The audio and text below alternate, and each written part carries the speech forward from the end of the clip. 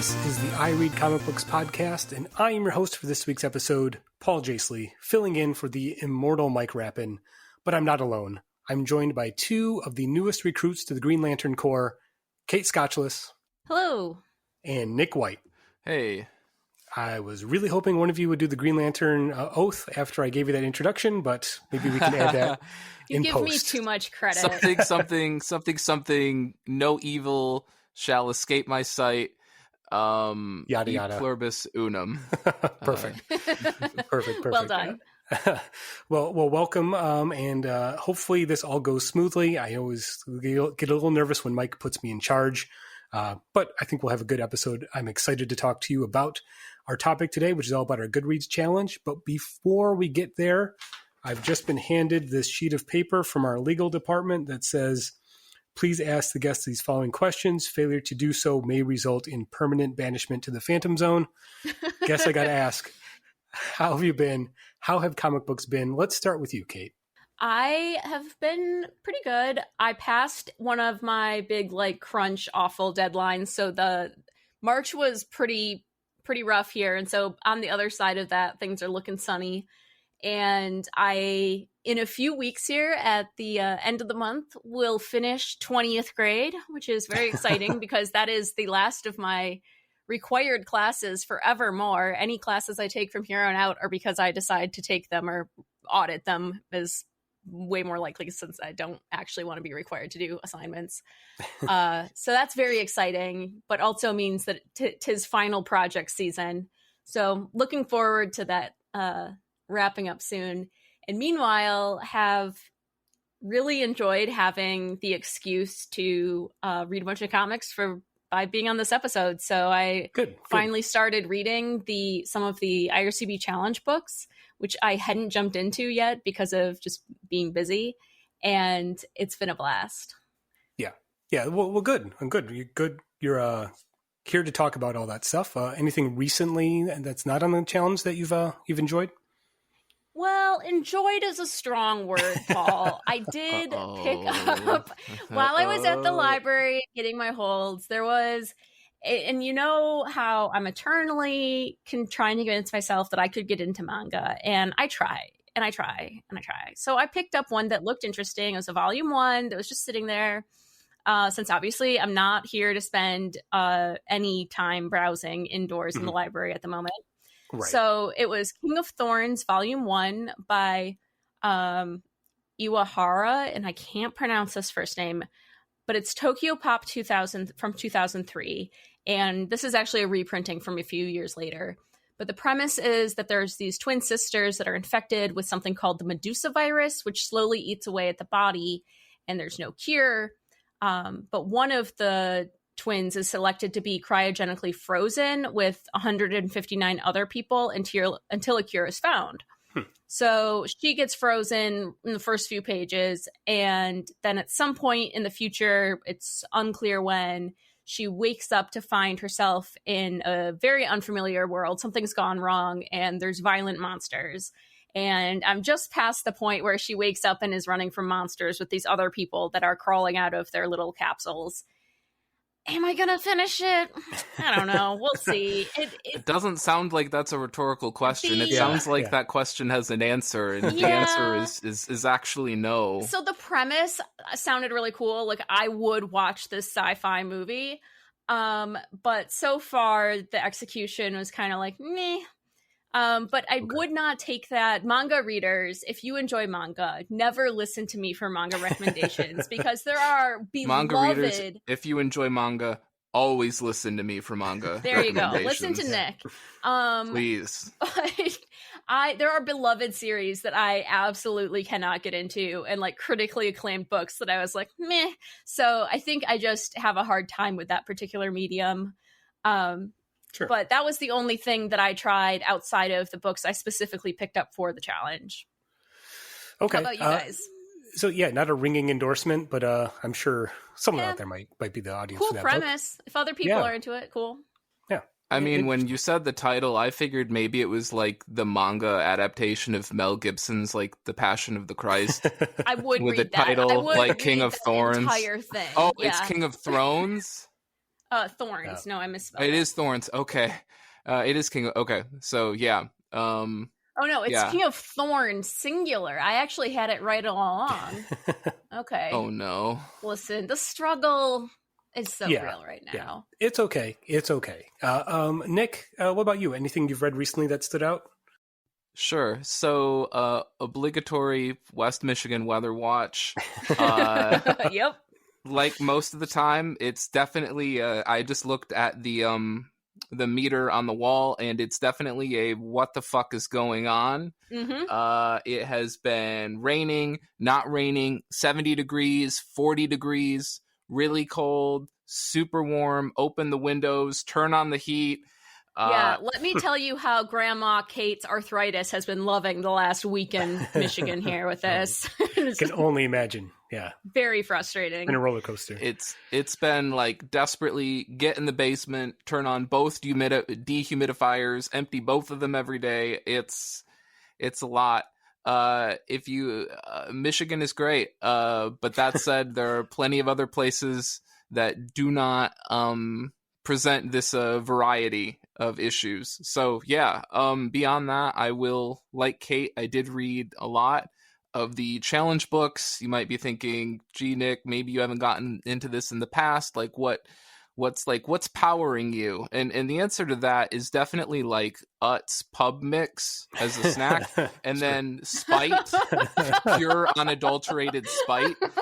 So Mike was like, yeah, like if you're gonna be on this episode, please read some of the books. And I was like, well, maybe we could change the episode to something else. He's like, no, this is what we're doing. Please read some of the books. I was like, fuck you. I'm going to read all of the books. That'll show him. That'll show him. Now, several days later, several books later, I think Mike might have like tricked me with psychology. Which I mean wouldn't be the first, but we'll get into those later. Yeah. On top of that, I did read Young Hellboy #1, written by Mike Mignola. How young are we talking? This is like Hellboy in like 47, so like he's found during World War II, so he's like, I don't know, like single digits at this point. But okay. Hellboy aging, if you know anything about Hellboy aging, it's weird. It's not. I mean, he's like a demon, right? So I want he's not school age Hellboy. Like, what was that online series of the like Justice League that they're all like preschoolers? Oh God, yeah, that's the Hellboy I want. Yeah. Well, it's very stylized. So JL8, thank you, Cinco. Yeah, it's super stylized. It's not quite like itty bitty Hellboy stylized, like Balthazar and the other guy who works with Balthazar a lot. Franco, Art Balthazar and Franco. And so yeah, it is a little stylized. I absolutely love it because if anybody knows Hellboy's, what is it, the right red hand of doom, I think is what his big like oversized like smashing hand is. Mm-hmm. And because he's so small and so young, like normally the hand is like disproportionately large to his left hand, but because he's so young, it's massively disproportionately large. Like the right red hand is just as big as Hellboy is in this book. And it's really funny. I mean, I'll just say this. If you were big into all of the, monkey fights, monkey fights, reptilian power plant, nuclear power plant, that everybody got into recently, I think you'll probably appreciate this book because it's very much like they end up shipwrecked on this island, which has like gigantic crabs, which are fighting giant gorillas, as well as what appear to be like velociraptors. And then there's this like religious fundamentalist guy who believes that Hellboy is an abomination who will bring about the apocalypse, which technically, if you read other parts of Hellboy, it may or may not be true. So the guy's not totally wrong, right? But he keeps trying to kill them, and he keeps somehow surviving each and every one of these moments. Like a plane crashes in the ocean, he survives. Like this giant crab like tries to drown him. He's very determined, and it's really hilarious, and I've enjoyed this. It does seem a little cash grabby is a strong phrase. I'll say this. It seems like Mike Mignola has announced the end of Hellboy about 7 different times now. So, Yeah. So I'm never surprised when he's like, oh, I've got one more idea. So, yeah. Well, I mean, I've read a little bit of Hellboy stuff, and it's he's able to do genre comics with that character. So it seems like there's always someplace to go, whether it's not, an overarching narrative for the character, that you can always do, a big kaiju battle like this with that character. You know what I mean? There's always money in the Hellboy banana stand, so to speak. I'm so glad you went there. No, it is. I do feel like Mike Mignola has always at least tried to convincingly take things in a different direction or an interesting direction rather than like what else is left on the bottom of the barrel that like maybe people aren't really up for. The other thing I will just rather briefly say, because I think some people were like, they want my take on this. I will try to give the truncated version. I did read Alien #1 from Marvel. Alien #2 does come out next week. Salvador LaRocca's artwork, I absolutely hate it. I do not know why it was on this book. I don't want to put these words in my mouth. Other people on Twitter have alleged that it is a lot of photoshops of figurines and toys. I am not a Photoshop master. I am not an artist. I will not say anything more beyond that, but that is what a lot of people are saying. So IRCB is out here spreading hearsay, apparently. A lot of people seem very frustrated with it. Yeah. I will leave it at that. That said, the story is actually pretty good. I think Cinco will say the same. Okay. Thank you for the update, Nick. I know everyone was dying to hear your thoughts. So we appreciate that.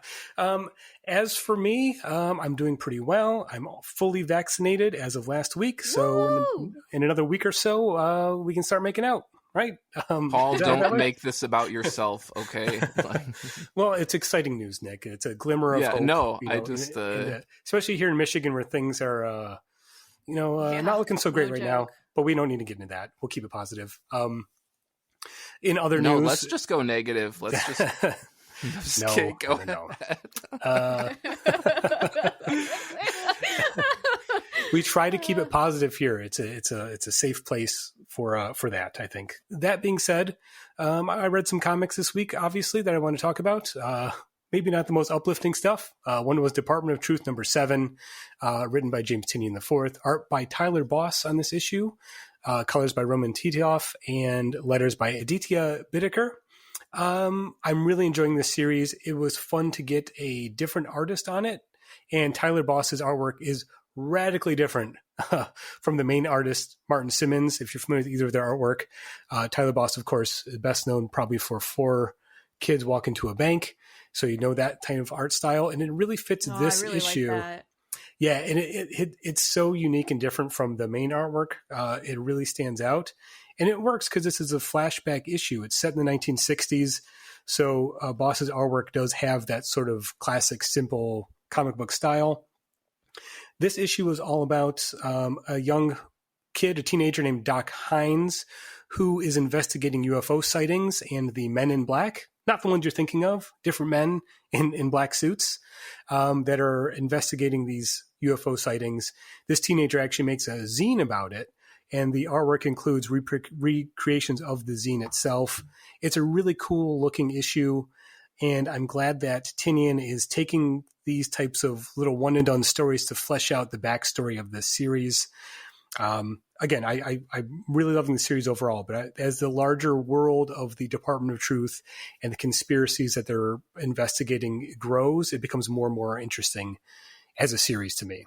So to jump in real quick here, first of all, from listening to you and you guys on this show, I am so sold on wanting to read the Department of Truth, and Volume 1 is out as of February. But important thing is that you can read the first issue for free online if you go to Image Comics website for the Department of Truth. Yeah. Which means that after this recording, the odds that I will be reading the first issue of the Department of Truth are very high. And then after that, it does not look like my library has it just yet, but maybe Hoopla will have it. God bless Hoopla. Volume 1 is on Hoopla. Hell yes, Yeah. Nick. There you go. You know these things before anyone else, I swear. I already rented my own copy on Yeah, Hoopla, the Hoopla hookup, as it were. There you go. Yeah. And I think we've hit our mandated Hoopla endorsement for this episode. So Always. Another book that I think is also on Hoopla, I'll have to double check. I read this week is The Book Tour. That's by Andy Watson. It's an OGN. It was published by Top Shelf last fall. And I happened to go to my public library briefly last week, and I saw this and I grabbed it. And it stood out to me because I remember seeing this on a bunch of the sort of best of the year lists from last year. And I can see why. It's a fantastic book. As the title suggests, it is about an author who is on a book tour in an undisclosed location, but it becomes a series of misadventures and misunderstandings, and it becomes a weird sort of Kafka-esque examination of bureaucracy. It's darkly funny. I picked up the book, and I was going to just read a few pages to get a sense of the tone, and I ended up just reading the whole thing in one sitting. It's that kind of comic. Andy Watson's art style is probably best described as New Yorker cartoon. It's very simple. Okay. It's a very simple, almost sketchy line style, all black and white, but it's his amazing ability to do expressive gestures and facial expressions with just a couple dots and a couple lines. It's masterful cartooning, that thing where it looks so simple, and yet as you read it, you realize just how much complexity and thought goes into each panel to make it work. I found this book hilarious. If you have a dry, sort of dark sense of humor, you'll really enjoy this book. As the author's going on the book tour, like everything that could possibly go wrong starts going wrong, but he's attempting to keep his composure, and it has a sort of, British dry humor to that. Him trying to pretend that, it's not a big deal that I'm being dragged into the police station and charged with murder that I didn't commit. As long as I stick to my itinerary and finish the book tour, everything will be all right, right? And it's that level of just a continuing misfortunes. And like I said, if you're familiar with Franz Kafka's novels, it really reminds me of that style of humor and sort of dark bureaucratic nightmare that he finds himself in. So I really enjoyed this book. Like I said, I read it in one sitting. I might go back and read it again to get some of the details and just enjoy it again. It's a fantastic book, and I'm so glad I happened to catch it at the library. And again, I do think it's on Hoopla if you are curious. I am definitely put this on my to-read list when I think I saw your rating of it on Goodreads, maybe, or I saw you chatting about it. And that sounds right up my alley. I highly recommend it. I definitely think you'll enjoy it, Kate. So that gets my endorsement for this week, The Book Tour by Andy Watson. So, of course, that's not all we're going to discuss. We have books coming out this very week. I believe that's the 14th, this Wednesday. So let's talk about books we are excited for. Let's start with you, Nick. Sure. So for me, it started out as a three-way tie between Black Hammer Visions #3, Young Hellboy #3, and Savage #3. And then, gasp, Nick White once again says, "I'm not here to make friends," and then says something. Look, everyone, I don't really love Chip Zdarsky. And I don't think Abraham Slam is the most interesting Black Hammer character. So for me, Black Hammer Visions #3, you know what? Johnny Christmas, who I believe is doing the art, I think he's fantastic. It's just not the number one issue for me this week. That said, again, cannot state this enough. If you haven't read Black Hammer Visions #1 by Patton Oswalt, honestly, that's a 10 out of 10 issue. It's going to be one of the best issues of this year, hands down. Jeff Johns #2, one of the worst issues, but that's what happens with an anthology. There you go. My pick for this week, though, is Savage #3. This is from Max Bemis of the band Say Anything fame. Of course, he's also done other things such as Moon Knight, and I believe he currently is still doing a lot for Marvel. Again, Marvel people, feel free to fill me in. I know next to nothing. And Nathan Stockman on art, who I believe has been drawing or was drawing Spidey, quite literally Spidey. There's 18 different Spider-Man stories. Yeah, that's true. Again, but I'm absolutely shocked to say Savage #3 is my pick. For those who might remember, Savage #1, it was easily one of the worst books I've read this year, especially considering that it had to go up against the original Savage run by B. Clay Moore and Louis LaRosa, which anybody who has to follow Louis LaRosa, again, I feel really, really bad. I feel really bad for you. That is not the person you want to have to follow, hands down. Issue 2 was actually really smart, really witty, and I think as Bemis starts to be kind of known in the same way that Zdarsky is, which is kind of maybe the problem, as kind of a funny writer, I feel like Bemis has sort of understood that like he needs to be a writer who also happens to have funny moments and not just like lean into the, I'm just going to be jokes all the time, which I guess maybe somebody wants, not me. So there's well-tempered humor here in #2. I thought it was really funny. I thought the art didn't have as many weird sort of jarring panels that felt rushed like the first issue. You have this villain. His goals are kind of clearly established. The book sort of introduces a character that sort of like meta-evaluates some of the issues that I had with the first issue and sort of makes you go, okay, so the book kind of understands that some of the characters and things in the first issue were a little bit problematic. So I'm actually really interested and really ready for the third issue. And considering that Valiant seems to be striking out a lot within the last year for me, I'm genuinely shocked that a Valiant book is actually my pick of the week. It's the first time in a while. So that's me. I was going to say, I just have to say, as someone who recently read the first volume of his Daredevil run, Chip Zdarsky is not just a funny writer. So I just got to get my pitch in there. So if you haven't read his Daredevil run, start on that. So I have heard that he started, pivoting away from like sort of the humor-oriented kind of, or heavily humor-centric things like Howard the Duck and Sex Criminals. So, he did a Rocket run too. But anyway, that's another discussion for another time. So, So when I was looking at what's coming out this week, obviously I'm not currently following issue by issue anything. My comic book reading time is sporadic. And so when it happens, I don't want to read 1 or 2 issues because the odds that I will be able to finish it, if I don't finish it then, are pretty slim. And also library materials do have due dates. So completely just reading and trade, and especially been on an OGN kick.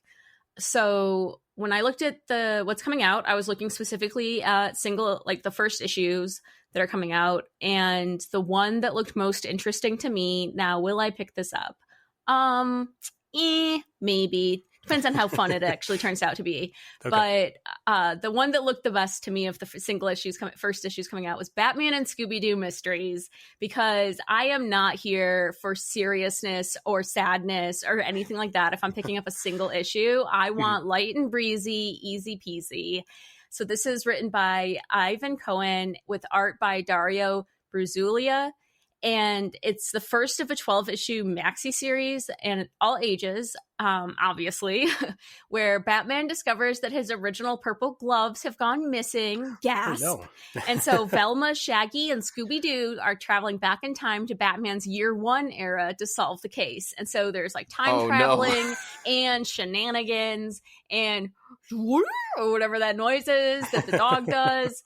And there's got to be some Scooby snacks. So if I were to be picking up a single issue, this is the one I'd be grabbing at my shop. Now, is my shop open? I do not believe so, but Well, I have to say, I think this sounds fucking awesome. I'll have to pick up this issue when I go to my shop, which is open. I know there's a lot of Batman Scooby-Doo crossover comics out there. This one does sound the most fun to me, of like traveling back to the year 1 era. Yeah. They should just have Frank Miller write this book. Yes, I would read that. And not let him have to keep it all ages and put it out on the Black Label imprint or whatever that's called. And somebody's gonna die. Sorry, Velma. Yeah, exactly. As Danny in the chat is saying, Dave Mazzucchelli doing a take on Scooby-Doo would be pretty awesome if we're talking Batman year 1. How about you, Paul? Well, I might change my pick actually to Batman.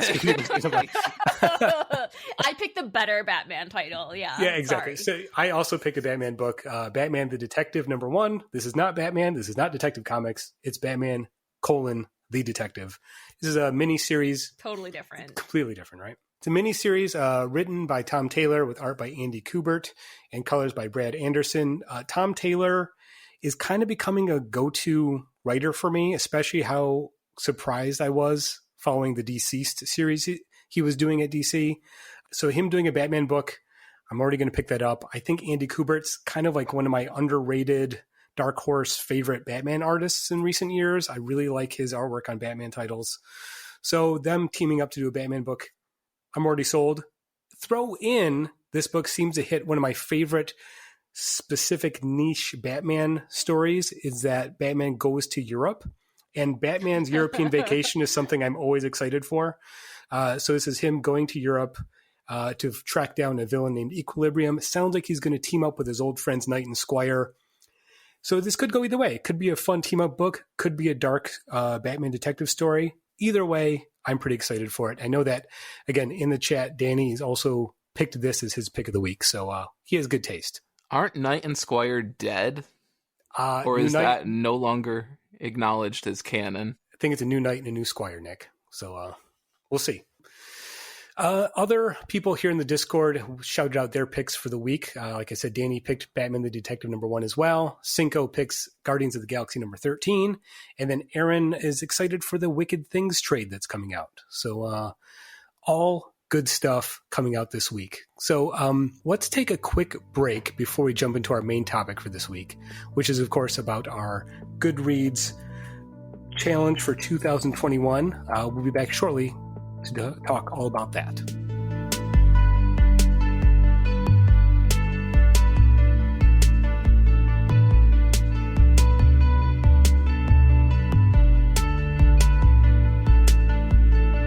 So before we get to the main topic for this week, I want to give a quick update. We will be doing an IRCB Hangout on Discord on April 17th around 8 o'clock p.m. Eastern Standard Time. Or is it Eastern Daylight Savings Time?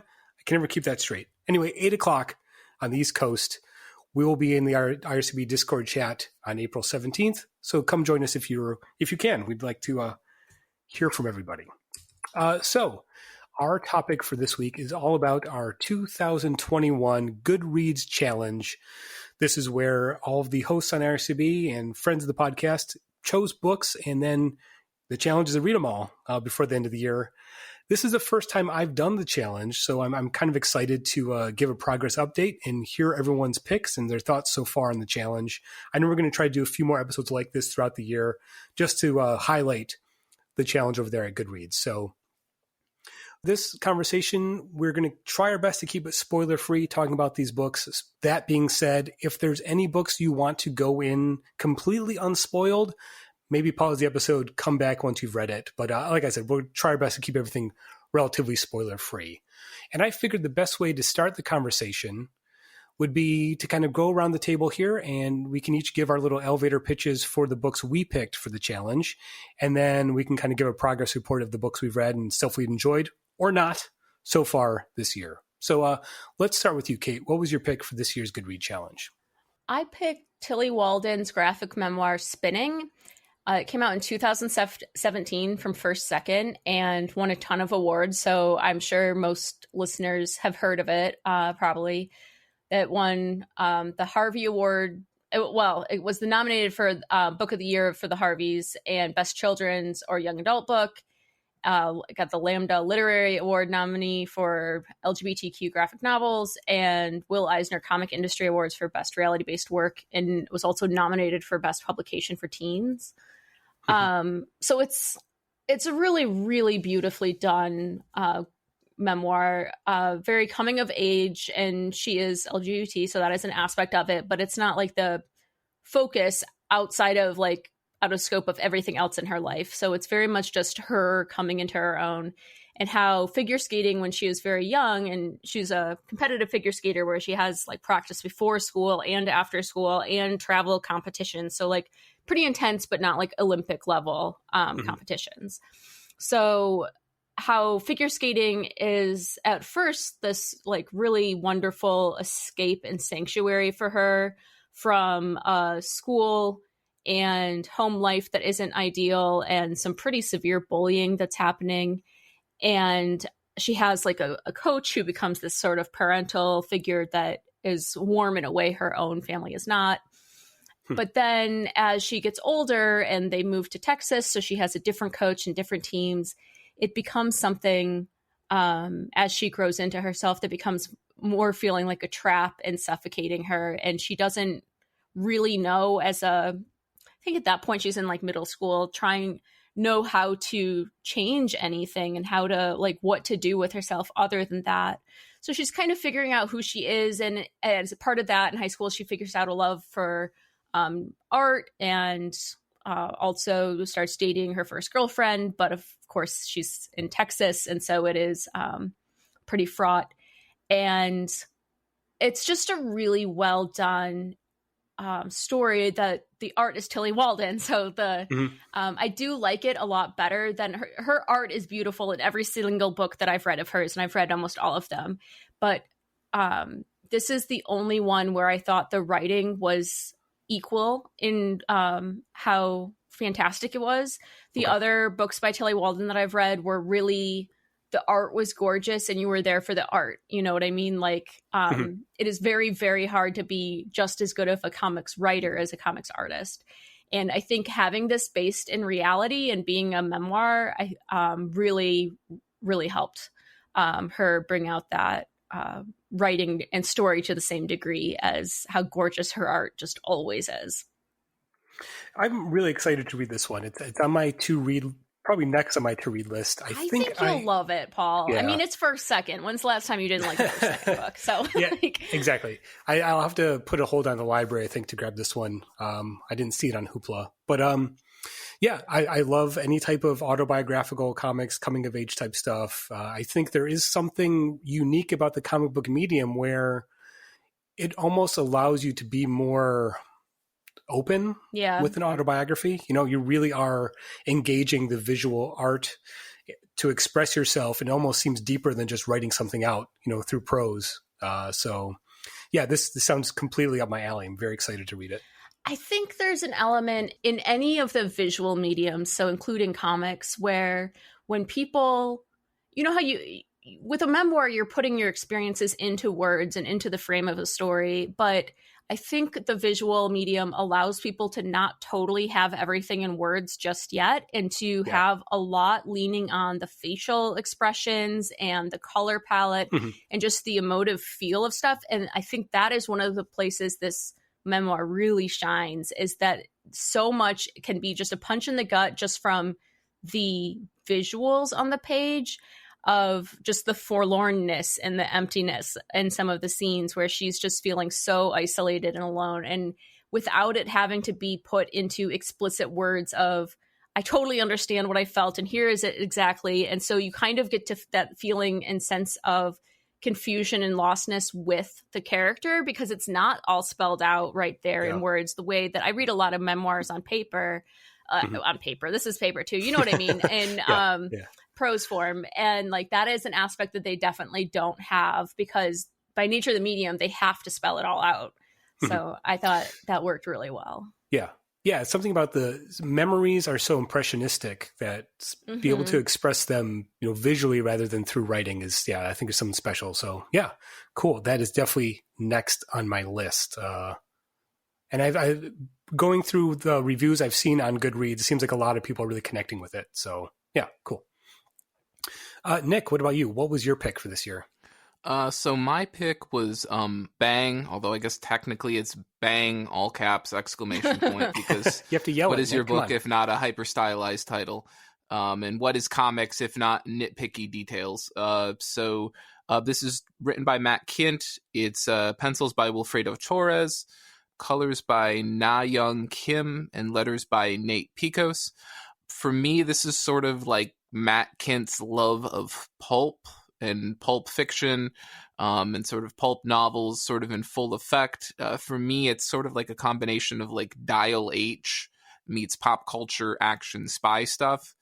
I do think in some ways that part of the reason this book appeals to me, and maybe it will or won't to other Matt Kindt readers for this very reason, is that I do feel like it is Matt Kindt or Matt Kindt's editors at Dark Horse, one of the two, attempting to distill something that is a little bit less esoteric than some of Kindt's other work. And again, some people really like that stuff, and for that reason may not really like this. I do feel like it's slightly more approachable than, say, Depth or Department H, however you want to, again, wonderfully stylized title, or Mind Management. Although for me, Depth is massively more approachable than Mind Management, but this is not me trying to give the whole range of Matt Kindt in terms of approachability. I will just say that this, I feel, is slightly easier to deal with. For me, I really enjoyed that Matt Kindt really loves veering into established genres. I think especially genres that people maybe consider quote unquote lower art, again, quote unquote, not my term, like pulps, like detective hard-boiled novels, things like this, throwaway dime novels, things like that. And we've seen him explore this in other works as well. And what I really like about Bang is that you have this story that sort of riffs on everything from, and each issue is sort of its own little riff, with each one of these characters that you meet that's sort of creating this team of characters. You have sort of a riff on James Bond. You have a riff on John McClane from Die Hard. You have a riff on Knight Rider. There's another character that's sort of like the gather everybody in the house in a British detective story, and we're going to figure out who committed a murder, et cetera, et cetera. So it's sort of like tackling each one of these as its own sort of self-contained narrative. But then there's this through line between all the narratives as you attempt to sort of see these characters come together, and there's sort of a metatextual exploration of the idea of the author as well. Yeah, there's a lot going on here. For me, I will say this. I think your love of this book or dislike of this book will kind of depend on, and we're still waiting to see, but I thought Kindt said so, that this is strictly only volume 1. And for me, as an establishing volume, I think it's great. If it's the only volume, personally, I don't think, I think it spends so much time setting a foundation that it doesn't do a whole lot else beyond that. So. Okay. Yeah. I read Bang as well, Nick. So it's one of the ones I read for the challenge. Sure. Gotta say it with the exclamation point. You have to. Bang! Otherwise, it's a different book. It's completely different. And I think I've talked about my complicated relationship with Matt Kindt on the show before. I prefer his artwork over the books that he just writes. I think the stuff that he's written and drawn is more interesting to me, more engaging, because I like his visual artwork so much. Completely agree. Yeah. His panel work by himself is just, I feel like a lot of times his ability to get the panels he wants out of his work, just, you know. But I will say this. Willfredo Torres is a fantastic artist. I think the book looks really nice. I think his work with Kindt, they work well together. So I'm trying to say, like, I like the visual style of this book. And it's interesting. I think that the metatextual aspect where you have this author who's clearly modeled after Philip K. Dick is sort of writing these stories, you know, without giving too much away. He's sort of writing these sort of spy novels. That's an interesting overarching story. My kind of issue is that I understand he's sort of subverting the tropes of a lot of these sort of spy and espionage mystery stories. I just don't particularly find those genres very interesting to begin with. So the tropes kind of fall flat for me, you know, like, interesting. Like I felt the Bond stuff was very heavily like issue 1, and then it seemed to ebb as he wanted to do like the John McClane character, who's always, you know, the guy who, obviously, I mean, clearly it's John McClane, right? I mean, he's got the hair, he's always barefoot. They're like, why are you always barefoot? You know, et cetera, et cetera. Yeah. And I think, I think there's interesting moments, and I would be curious to read a second volume to see where the larger metatextual story goes. to me, that was the most interesting aspect. So yeah, I gave it I think a fair rating. I think I'd put it about a 3 out of 5 for me. Again, Matt Kindt is someone I go back and forth on. There was enough interesting stuff in this book to make me pick up a second volume if it ever appears. Okay. So yeah. Well, my pick was a Jaime Hernandez comic. This is actually the first Jaime Hernandez comic story I read, and it made me a lifelong fan. It made me a Love and Rockets fanatic. And it was collected under the title God and Science, The Return of the Tie Girls. I read it as it was being serialized in Love and Rockets. And it was my pick because I wanted to make people read Love and Rockets. I'll put it bluntly. Sure. It's one of those comics that I think is hard to get into because, again, you have 35 years worth of stories, and Jaime's stories are kind of one long narrative. It's like this very long, ongoing soap opera-esque type story. It can be daunting to get into, but like I said, this was the first one I read. It hooked me right away, and it kind of functions as a standalone volume. You do have characters from the Love and Rockets series. Maggie shows up. Penny Century is there. But the overarching story is actually a sort of riff on 60s superhero comics, old sci-fi B movies. Jaime's love of professional wrestling shines through. And it almost feels like Jaime's just riffing on his love of Kirby and science fiction in this story. And it's a pretty wild ride. It follows a group of older female superheroes who were popular in the 60s, had their own comic book. They come together to find Penny Century, who is a character in Love and Rockets who's always wanted to be a superhero and finally does it in this story. I don't want to give too much away, but I think if you go into this story just wanting to see someone riffing on the stuff that they love, it totally works. And by the end, I think you get a better sense of Jaime's storytelling ability and his artwork. And again, for me, he's probably my favorite living cartoonist. I think this book looks amazing, and it's the reason I became a fan is because of this story. So, Nick, I know you read this. I'm dying to hear your thoughts. Right. Sure. So, I mean, literally right out of my notes, it says, God, this book is Kirby meets wrestling, meets comic book culture, meets superheroes. Is this what it feels like to have someone totally capable of reading your own thoughts? Yeah. Yeah, Paul, I can understand why you're excited because this is basically like I feel like at some point someone sent you a chart to fill out about all of your most favorite things, and someone clearly incorporated all of those things into a comic book. So I totally understand why you enjoy this book. It makes a lot of sense. For me, first off, like, I find it I find it crazy that this was your introduction to Love and Rockets. But I mean, I think we've all been there with comics where our introductory volume to something, like looking back on it, you're like, wait, why did I read that one first? Yeah. And like, not only why did I read that one first, but how did I read that one and like keep going? Like, shouldn't that have been a huge barrier? Right. Like, I always think back on like the first Valiant book I read was Unity, which is like their super team book. And like, I read that first, and I still don't understand why I did that. Same thing here. Like, it seems like for some people, I think that this volume would be a lot to take in. But I think also if you don't know, Love and Rockets is this massive ongoing series. Character A and character B have had, this long ongoing relationship for years. And, I'm worried that jumping into this volume, I'm missing out on that. Like, if you don't know what you're missing out on, then I suppose it doesn't really become a barrier to entry. Like for me, like I knew, okay, there's Maggie and whatever. So I sort of had some guideposts to go by. But beyond that, it was very much like, here are these wild characters. And it's very Kirby.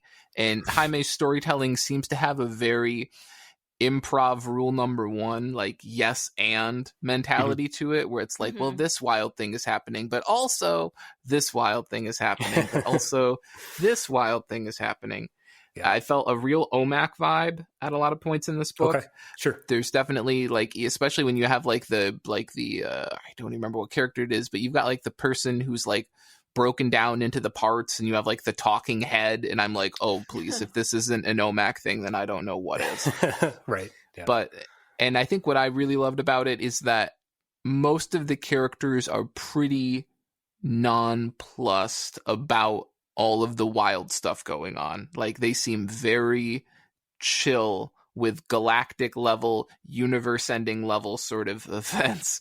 Everyone is very much like, well, of course this is happening. Well, Yeah. you know, what don't you understand about this? I thoroughly enjoyed it. It was a lot to follow. I think it's definitely one of those books where in reading it, I already knew that with a second read, I would probably get a lot more out of it, just because there's so much going on and so much to juggle. And, you know, you have a miniaturized space baby wearing a crown, and you have people with ray guns that are like molded from like the tree of truth and all of this. It's I mean, I love it because clearly Jaime is like, look, just buckle in because we're gonna go to some wild places, and I don't really give a fuck about explaining most of it. Like, just go with it. Yeah. No, I enjoyed it. I'm glad. I also wonder, this would be my main question to you, if this is someone's introductory volume and they read this, do you think that people who enjoy this will enjoy the rest of Love and Rockets, or do you feel like this volume, in terms of tone, in terms of subject, is a little bit of an outlier, and people should expect maybe something, I mean, God willing, something a little bit more toned down and slowed down? Well, that's a good question. I think what's interesting about this volume is that, again, most of Love and Rockets, Jaime's Love and Rockets stories are about Maggie. It's a slice of life kind of comics. They're very grounded.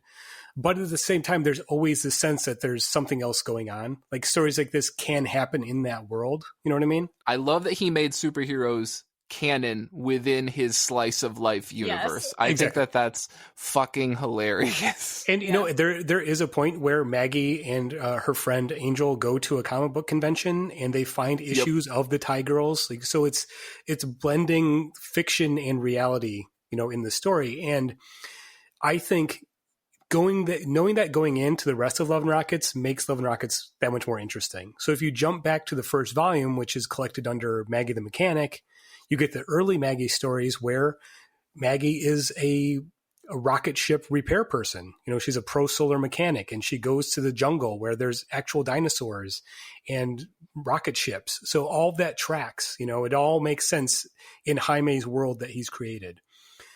What I know about his writing style, as far as I understand, he doesn't actually script anything out. He just sits down and just draws the story panel by panel. He might have a rough outline of the story where it's going to go, but he doesn't write out a script before he starts drawing the comic, which explains why the story can go off the rails at times. It's very yes and, you know? Yeah, absolutely. But I love that. And again, this book in particular does feel like him indulging his love of Jack Kirby comics and science fiction movies. So it's really fun to see him just kind of cut loose. So yeah, again, this is the book that made me a fan of his artwork, especially, but then going back and reading the rest of Love and Rockets, I think fleshes out the story in an interesting way. So you can jump in with this volume, but when you go back and read the rest of the stuff, it hits even harder when you come back to it, you know? I mean, I really appreciate at least the fact that Jaime is like, look, this is my book. I can do whatever I want.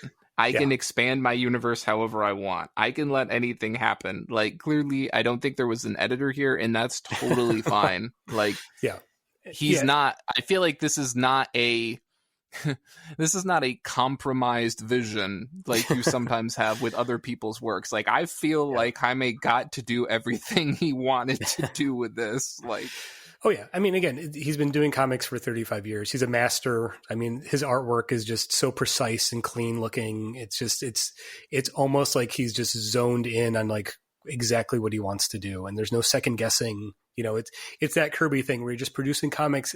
I mean, Jaime works much slower than Kirby, but you're at a point where you're just willing to let your imagination go wherever it goes. And, you know, readers have been with you on that journey, are going to follow you wherever it takes them. So, yeah. And I think Kirby was largely the same way with a lot of his own narrative and plotting, right? He was just like, let's just go wherever. Like, this is not Jonathan Hickman level corkboard with string and carefully lining everything out for years at a time. Like, whatever happens, which is great. Yeah, and I think that adds to the enjoyment of the comic. So, if you're willing to follow Jaime where he leads you, I think it's a very fun journey to go. So I'm really curious to hear what other people think about this book once they get to it. So keep us posted on your reading challenge of progress and let us know what you think of the Thai Girls. So those were our picks. I also want to take some time here to maybe quickly point out the books that we've read so far, give a progress update on our reading challenge, and then any ones that we might be excited to jump into next. So Kate, what have you read otherwise on the list that you want to mention? I've read a couple, 3 actually. So I read Brian's pick, We Only Find Them When They're Dead, Volume 1 by Al Ewing and Simone DeMeo, which I thought was fast and fun. I read it on Hoopla and the bright colors look like amazing on digital. Mm-hmm. I wasn't really into the historical vendetta storyline so much. Didn't really grab me, but I was very there for this giant god thing of we're harvesting these dead gods that we just find floating in space. And that's what I wanted to know more about and what they're doing with it and where these people come from and stuff like that. Yeah.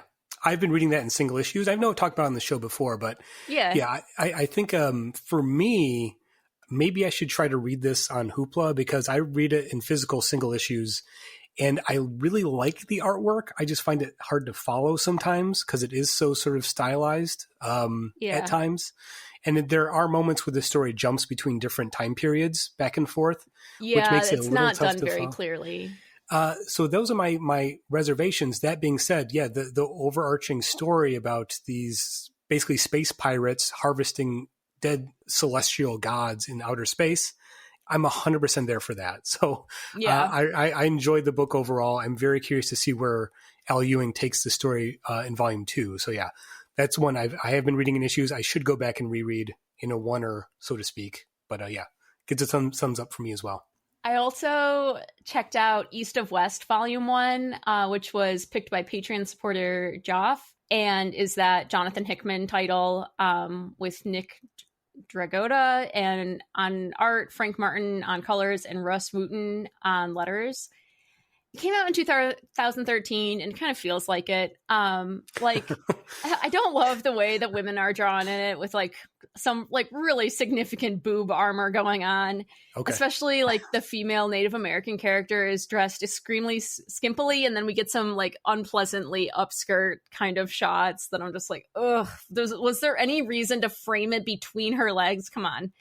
That said, this is probably the most likely to read the rest of because I own volume 2 from a Humble Bundle, and so when I realized that when I grabbed volume 1 from my Humble Bundle library thing, I was like, oh well, can't stop here. I purchased it, so right. But it felt like kind of a less fun version of Pretty Deadly to me, so that also made me feel like I should go reread Pretty Deadly. But my favorite has been. Did you read that one too? Sorry. No. I was just going to say, I always get those two books confused, so you're not alone. I've read Pretty Deadly, but not East of West. Yeah, for some reason, people do that? Okay. That's one of those things. I had not heard that before either. Yeah, Pretty Deadly is much more fantasy Western, where East of West is very sci-fi Western. East of West is more the robot chat, Westworld. Yeah. Okay, gotcha. It's also kind of got apocalyptic vibes. Right. I mean, I don't blame Jeff for picking this. I think it's difficult to I think Jeff and I even talked about it a little bit. I think the first volume of East of West is not the strongest volume. I think it's a series that is hard to get into. It is absolutely the most difficult book to ever read in single issues. I made that mistake. It was the worst thing I ever did. Yeah. I came back to it years later after Mike, twisted my arm, started reading the series in trade. It is a series that is a real commitment, but and I realize this is what everybody says about TV these days, and I just tell everyone to fuck off. If you really commit to it and you start reading it, the volumes do get better and better. Okay. Yeah, I know it has a huge fan base. Yeah, it's a lot to ask. I think the barrier to entry on this book and the approachability is is tough. But for me, I think it's one of my more favorite Hickman books because I feel like, what is it? The Black Monday Murders? Black Monday? Yeah. Is that right? Yeah. Like, I feel like this is still Hickman not getting high on his own supply in the way that the Black Monday Murders is like, we're going to go really esoteric to a point that, like, I'm not even sure Hickman understands that book. Sure. So, okay, so I should keep going. Well, that bodes well for me already having volume 2 locked and loaded on my tablet. Yeah. My favorite, I know the rest of you guys read too, or at least I saw Nick did, A Gift for a Ghost, and that was picked by Mike, and I loved that book. Me too. This is what I read. I was really surprised by it, and it's one of my favorite ones so far that I've read for the challenge. Yeah, this is written and illustrated by Borja Gonzalez and was originally published in 2018, but we got the English translation in 2020. I will let you guys talk more about this because I've talked a bunch, but like just in a base summary, the color work and the art and the back and forth between centuries were just like, chef kiss. Loved it. Yeah, this is a comic that functions almost on like an esoteric impressionistic level rather than a strictly narrative one. It puts you in a place and it evokes emotions and feelings from you purely visually. You know, the story, so to speak, is about two parallel teenage girls, one of which was an aristocrat in, I think, 1856. The other one is a teenager trying to start a punk band in 2016. And basically, it's almost like their stories are echoing across time. You know what I mean? Yeah. Yeah. And it's like, I'm being vague because the story is vague, and it's better because of that, I think. You know, it's not a strict cohesive narrative, but it makes you feel things, and it just visually so striking. I was blown away when I read it. Well, and that was one of the differences I noticed between East of West and A Gift for Ghost is like both of them had parts where I was lost, but it felt good in A Gift for Ghost where it's like felt like purposely vague and like kind of floaty, where East of West I kept like flipping back like, crap, was I supposed to know this person? Shoot, it's Hickman, so yes. Yeah, yes. Exactly. The answer is yes. The answer is always yes. Yes. Yeah. No, I think A Gift for a Ghost is sort of a book that I think it's weird. Like I was going back and forth on this because I think a lot of times when I finish a book, sort of like a big question for me is like, is this something I think I would recommend? Especially, is this something I would recommend to new readers or people that are new to comics? Yeah. And I think it sort of looses up. I don't know. It's certainly not pro-centric. That would be an understatement. And it's certainly not coherently narratively driven. But that said, not all comics need to be, and nor do I think this comic was trying to be. If you want a book that is able to invoke very weird, moody, ineffable feelings of melancholy, sure, check this book. Check the box. Check the box 3 more times if you can. Like, it makes you feel things, and then you're like, well, why do I feel this way? And you like reread the page, and you're like, I'm still not sure why I feel this way, but I feel this way. And it's like all of these weird sort of dark, moody images of like, you know, singular birds sitting on like iron gates, or like people walking alongside the water, and you see their image mirrored in the water beneath them. And just people sort of wandering out into the woods and finding like an ice cream shack in the middle of nowhere with a strangely aggressive peddler of ice cream. I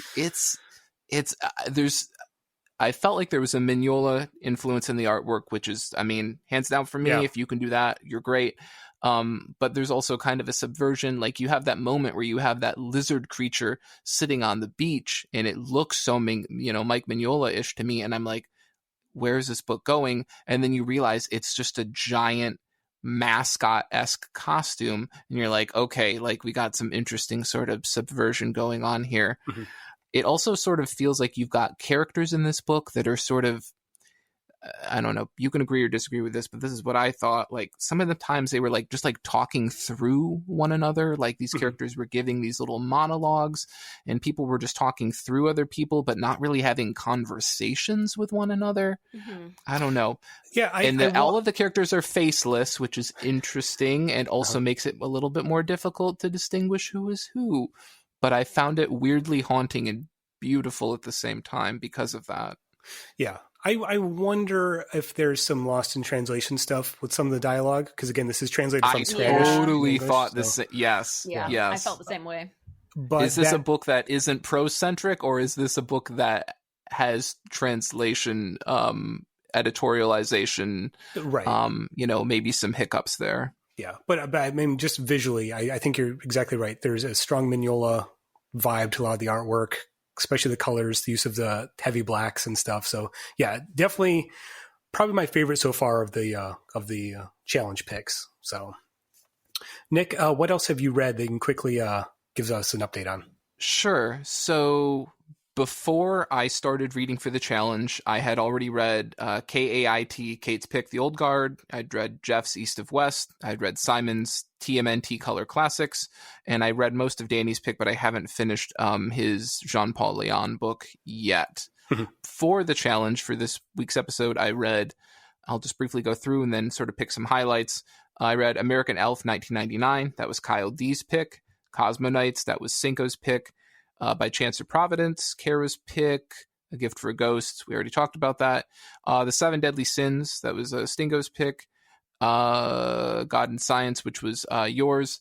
Everybody else, if I didn't get to yours, it's not personal. I largely first went by what's on CU, so I didn't have to use Hoopla borrows, and then I went by what's on Hoopla, so I was only using borrows and not spending money. And then I went, of course, by what I already had on my shelf, but just needed a motivation to get around to it.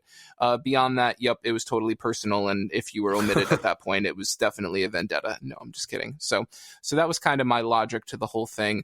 Sure. In terms of things that I wanted to sort of go into for a few minutes that I thought maybe we hadn't been discussed yet. Definitely Stingo's Seven Deadly Sins was actually a real pleasant surprise for me. It's written by TZE, I don't know how you say it, Z Chun, pencils by Artyom Trakhanov, colors by Gulia Brusco. I'm sure I got all three of those names wrong. This came out from TKO Comics in 2018.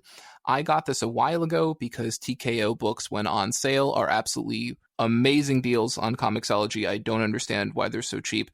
They're fantastic. I sort of sat on this one for a while because I saw that it was kind of a Western, and I was like, I haven't really seen anyone do an interesting riff on a Western in a while, and I was sort of skeptical that this would actually give me something. And basically what you have is a group of death row criminals that are recruited for a suicide mission in Mexico. Yes, if this sounds a lot like the Magnificent Seven already, a little bit, yes. I think there's even 7 of them, and I'm not quite sure. I don't remember the number. But basically, it's what if the Magnificent Seven wasn't actually all white dudes, but actually had a very diverse makeup of different races, different nationalities, different ages, different body types, sexual orientations, et cetera, et cetera. So I think somebody trying to sort of give a more modern take on a Western, I guess. Yeah. That said, it's got heavy inks. It's got a hyper stylized visuals. It reminds me a little bit of Mike Mignola. Nick, is this something you look for? Yes. If your art doesn't look like Mike Mignola, it's going in the trash. But what I think really nailed this book for me was it, for a Western, the color palette in this book is so bright. Okay. It's so bright. It's using blues. It's using oranges, reds, pinks, yellows. It's literally using the whole spectrum, which for a Western, the fact that it's not 17 shades of brown is fantastic. There's some really engaging panel work in this book. I was thoroughly impressed by this book. Artyom Trakhanov as a penciler should be and needs to be on people's radar. It was one of those moments with this book where I was like, why do these visuals look similar? Why have I seen this before? And then I realized Artyom Trakhanov had drawn a book called First Knife for Image last year. I think it was last year. Yes, last year. And it is absolutely stunning, absolutely stunning. If you haven't read First Knife, I would definitely say look into First Knife as a post-apocalyptic tale that in these days actually is saying something new. So I was totally floored by that book.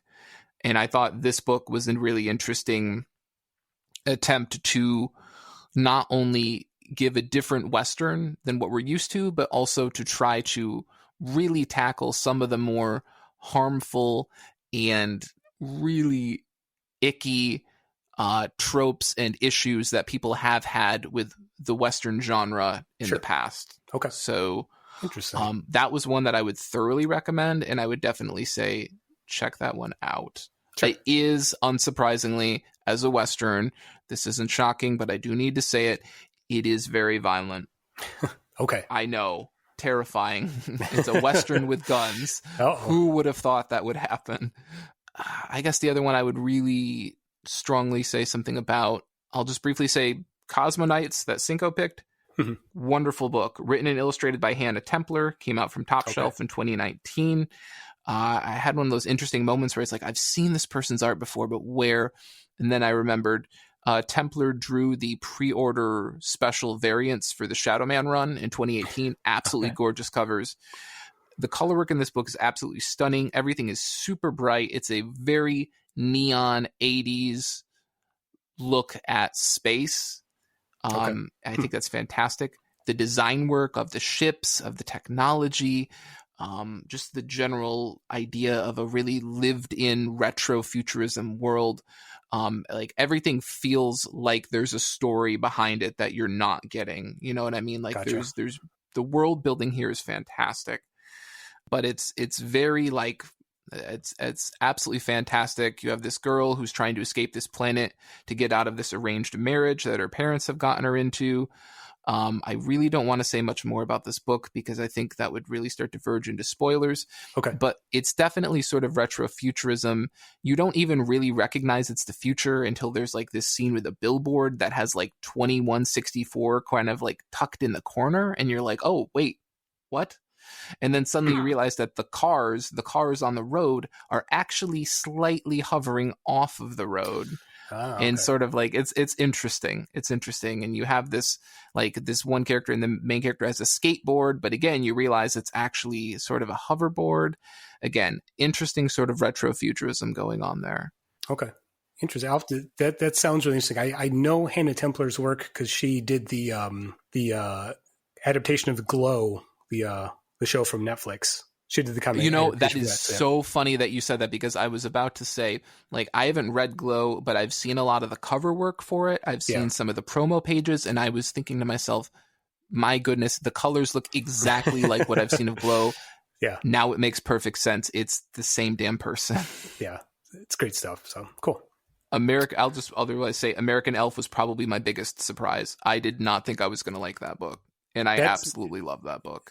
I know that's always been on my radar as something to read, so I'm glad I finally have an excuse or reason to read it for the challenge. So that's probably going to be very high up on my next list for the challenge. Yeah, I feel the same way, where that one's been on my list for just forever, and now I'm going to actually do it. Yeah, I mean, like, I've always seen it on Comixology Unlimited, and it's like, oh, here's this book, American Elf. I'm like, and then it's like $19.99, and I'm like, why is it called $19.99? Like, why do these books all have years attached to them? What's going on with this character? Why is it an elf? Like, yeah. So I think, and it looks like it's a book for kids. Like, the cover is very like brightly drawn. It's kind of a cartoony character. And you're like, is this for children? Let me say this first off.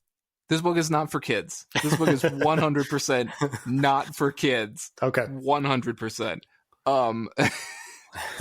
He's done a lot of other works following this book that are for children, and his art style suits that.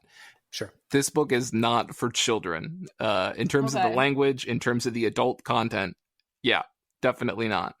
But it's written by James Kolchaka. It's a really interesting experiment because he decides that he's going to draw a 2x2 grid comic every day of his life. And he keeps this up for like 14 years. Wow. It's insane. Like, eventually, by the time I got to the end of the book, I think 4% of the first volume was him drawing comics about how hard it is to draw comics every day. Yeah.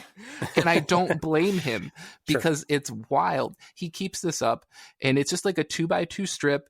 And it's really interesting because you have this comic that he chooses to sort of represent his day, but it's not like him trying to draw like the full expanse of his day in a comic, right? Like, he's not like panel 1, I had breakfast, panel 2, I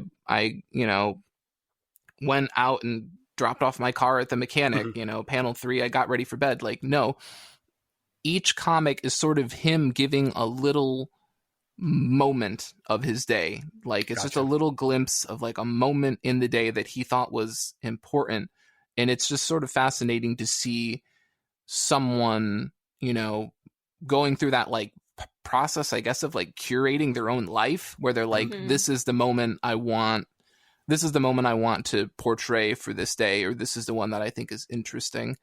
Yeah. And so like literally like one day it's just him like with a Game Boy playing Pokemon, and he's like, fuck, I can't stop playing Pokemon. And like, that's the moment he picks for that day. Like, that's it. It's not like, oh, I got this award for my cartooning or whatever. It's just like, I can't stop playing Pokemon.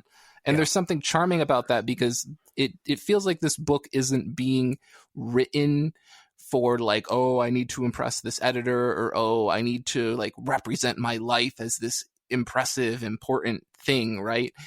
It's like, it feels very much like it was something done by him for himself, just to show that he could do it. And I think that there's something interesting about that. Anyway, not to go on forever, but I found that massively fascinating. Like, even just as an intellectual experiment, that someone would go through this with their own life. Sure. Yeah. Interesting. Cool. Yeah, I will definitely bump that up on the to read list. So cool. And then I noticed that you have it on the list too, so I'll jump in and say I also read Kara's pick for the challenge, By Chance or Providence by Becky Cloonan. Well, she wrote and did the pencils for this. And then I really, really like Becky Cloonan's artwork. I like her style. And this is a sort of collection of 3 short stories that she did that are sort of fantasy adjacent. Dark, I'd say like dark fantasy, yeah. Sword and sorcery kind of stuff. And it's clearly like her artwork fits that type of story so well. Just a beautiful looking book. And then, God, who did the colors on that? I'm blanking on the Lilo name. Ridge. Right, yes. And it looks fantastic. The stories themselves, again, are sort of that esoteric, sort of not narratively driven, but you just kind of get a feeling of what's going on. A lot of very implied events or story there. And again, it's a book that when I read it, it just took me to that place. It's evocative of moods. Yeah, again, Cloonan's style with the heavy black inks puts you in that world, puts you in a certain mood. It was a really fun book. I actually think I'd read it before, but I kind of forgotten some of the details of it. So to go back and reread it was actually really enjoyable. I really want to read that one too. It's really good. It's really good. Good job, Kara. well picked. Very moody, very goth. Have an appropriate soundtrack when you read this one. So, and then very briefly, I think we've talked about all the books I've read for the challenge so far.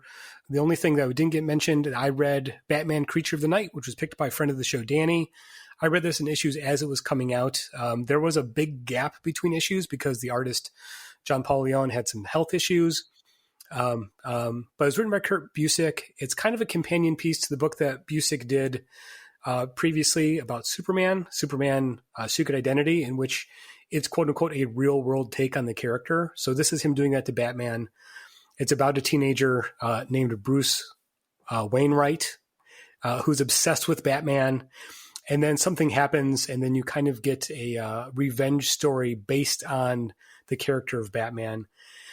I really liked it. I think Jean Paul Leon is an amazing artist. It looks beautiful. And again, it's a Batman story that's sort of rooted in reality of what if Batman really existed. And but without feeling sort of dark and gritty. You know what I mean? Like there's a fantastical element to it. So it's not the sort of Chris Nolan, Batman Begins, Dark Knight vibe of Batman.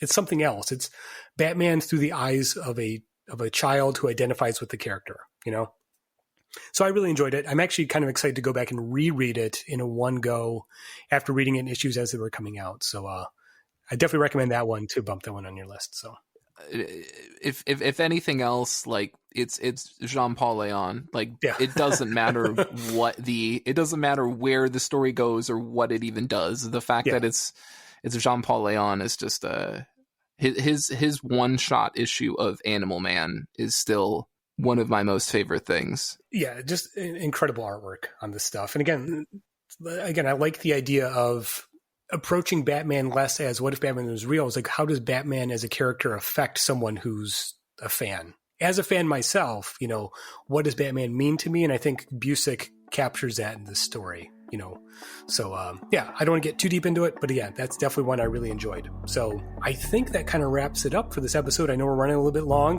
Xander and Mike are going to be mad that we're using up this much tape for this episode. So I guess I'll wrap it up now. Again, if you have any thoughts on these books, be sure to let us know. Update your progress on Goodreads. We appreciate seeing everybody's thoughts on these books. So you can follow us all on Twitter. Nick is over there at Death Star Plans. I'm over there at Oh Hi Polly, and the show is at IRCB Podcast. That's on Instagram and Twitter as well. This episode first aired on Patreon and is possible because of our wonderful patrons. You can join today for exclusive series like IRCB Movie Club, Saga of Saga, and more. You can join now at patreon.com/IRCB Podcast. If you haven't already, please rate and review our show on Apple Podcasts, Stitcher, or wherever you listen to podcasts. It really helps us spread the word about IRCB. You can also join our IRCB Discord community to chat about comics and more, and listen to our episodes live as we record at ircbpodcast.com/Discord. And it would help us a lot if you could tell your friends or your local comic shop about the show as well. Infinity Shred is the best band in the known universe. They also do the music for all of our shows. Xander is a wizard who edits this show. I don't envy his task editing this episode. I want to say thank you. Sorry, Xander. I want to say thanks to Mike for letting me fill in the captain's chair for this one. Thanks to Kate and Nick for joining me. Thanks to everyone in the Discord who listened in. And until next time, comics are good, and so are you.